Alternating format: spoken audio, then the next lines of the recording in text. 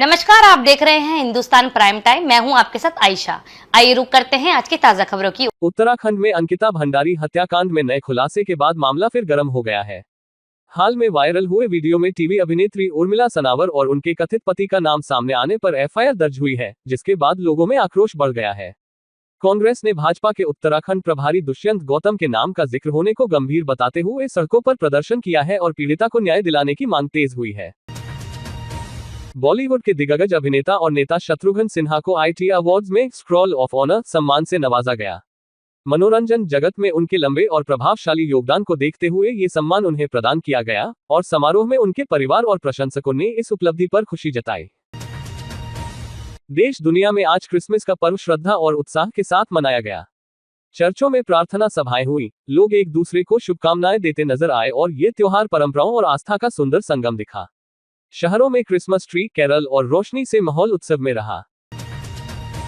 दिल्ली में आज से अटल कैंटीन योजना की शुरुआत हो गई है।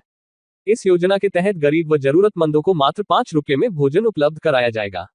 मुख्यमंत्री रेखा गुप्ता ने कहा कि 25 दिसंबर से 100 से अधिक स्थानों पर कैंटीन खोली जाएंगी, जिसका लक्ष्य है कि कोई भी व्यक्ति भूखा न रहे और सभी को सुलभ दर पर पौष्टिक भोजन मिल सके।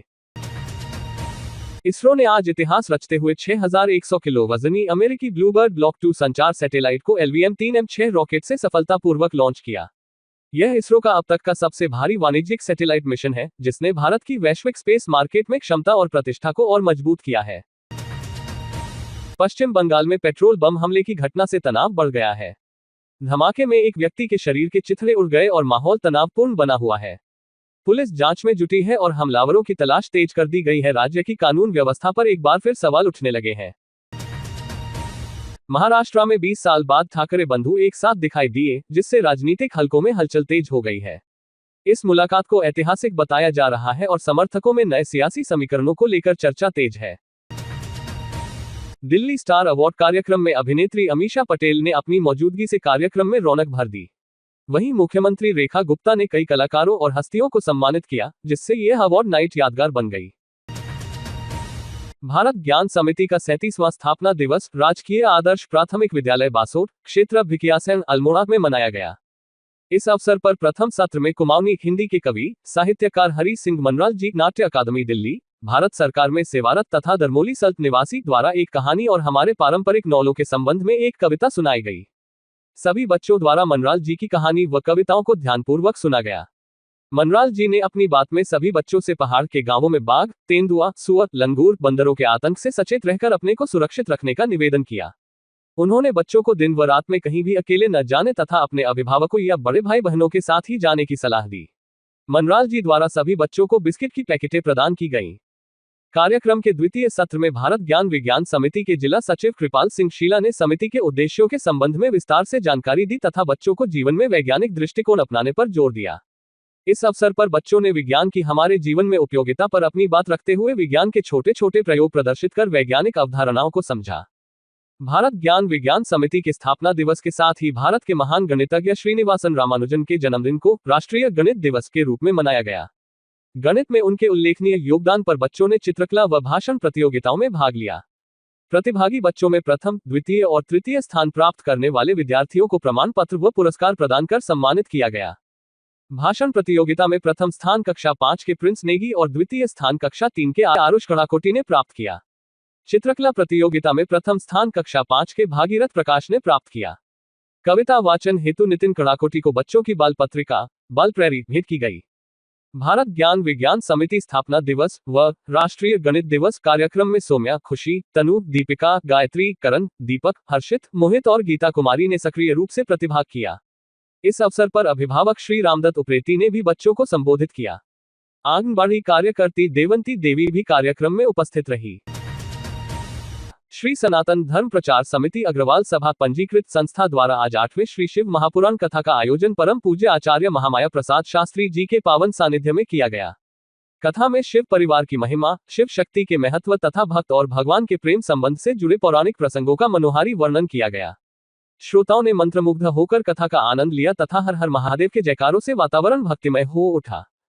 कथा में उपस्थित सभी अतिथियों का पुष्पमाला, शॉल और तिलक से सम्मानपूर्वक स्वागत स्वयं महाराज जी द्वारा किया गया। समिति के पदाधिकारियों व सदस्यों ने कार्यक्रम की व्यवस्था संभाली और श्रद्धालुओं के लिए प्रसाद वितरण की भी व्यवस्था की गई। कथा श्रवण हेतु बड़ी संख्या में श्रद्धालु, महिलाएं, बुजुर्ग और युवा उपस्थित रहे। महाराज जी ने अपने आशीर्वचन में कहा कि शिव महापुराण का श्रवण मन को शुद्ध करता है और जीवन में सद्गुण, संयम तथा भक्ति की वृद्धि करता है। उन्होंने सभी भक्तों से धर्म, सेवा और सदाचार के पथ पर चलने तथा समाज में प्रेम और सौहार्द बनाए रखने की प्रेरणा दी। कार्यक्रम के अंत में भव्य आरती के साथ शिव महापुराण कथा का समापन हुआ। आरती के पश्चात भक्तों को प्रसाद वितरण किया गया और कल के कार्यक्रम की रूपरेखा भी घोषित की गई। समिति ने सभी भक्तों से आगे भी कथा में सम्मिलित होकर पुण्य लाभ लेने की अपील की। स्नान का बड़ा महत्व है और गंगा स्नान में भी माघ स्नान, और कितना शीतल रहता होगा गंगा जल उस समय, कल्पना। मैं आपको बताऊं, हमारे गढ़वाल में कई ऐसी माताएं हैं, कई ऐसी बहनें हैं जो प्रत्येक माघ का स्नान करती है। माघ स्नान, कार्तिक स्नान, माघ स्नान, श्रावण में स्नान करती, गंगा स्नान। मैं भागवत के सदस्य संगठन फरवरी में यहाँ और मुझे बहुत अच्छा लगाने में बहुत आनंद मिलता है। हमारे से भी पहले हो रही 30-35 साल पहले ऐसे हो रही है, और मैं यहाँ से भी 3-4 साल से ही जुड़े हुई हूँ। आइए एक बार फिर देवताओं और राक्षसों का संग्राम प्रारंभ हुआ, देवासुर संग्राम प्रारंभ हुआ, और कुमार भगवान शिव की आज्ञा से उनको सेनापति नियुक्त किया गया।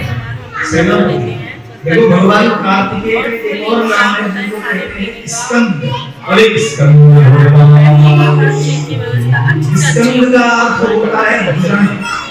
जिनकी भुजाओं में 18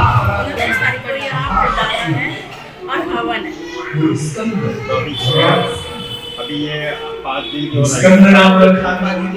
भगवान कार्तिकेय को देवसेना दिया गया। और आइए बड़ा